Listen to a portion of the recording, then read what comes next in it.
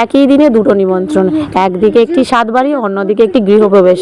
মানে কি যে করব, দুটো বাড়িতেই যেতে হবে এবং দুটো বাড়িতে নিমন্ত্রণ রক্ষা করতে হবে। তার উপরে এত বর্ষাকাল, সারা দিন ধরে বৃষ্টি হচ্ছে, সেই সকাল থেকে নেমেছে, কোনোভাবেই থামার নাম নেই।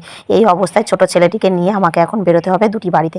যাই হোক, অনেক কষ্টে বৃষ্টিতে ভিজে দুটো বাড়িতেই আমরা অ্যাটেন্ড করেছি। এবং সবথেকে বড় কথা হচ্ছে, দুটো বাড়িতে নিমন্ত্রণ, একটা সকালে ছিল এবং একটা রাতে। সেই কারণে আমরা মেনটেনটা করতে পেরেছি, না হলে কোনোভাবেই পারতাম না একই সময় যদি হতো। যাই হোক, গৃহপ্রবেশটি ছিল আমাদের সন্ধ্যাবেলা আর সাত বাড়ি ছিল আমাদের দুপুরে।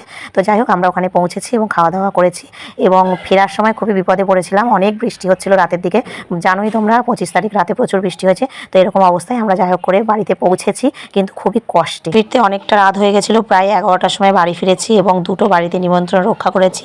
তার উপরে বৃষ্টি, তারপরে ছোট বাচ্চা, মানে সবটা নিয়ে বড় হয়ে গেছে আমাদের। মানে কি বলবো, খুব কষ্ট হয়েছে।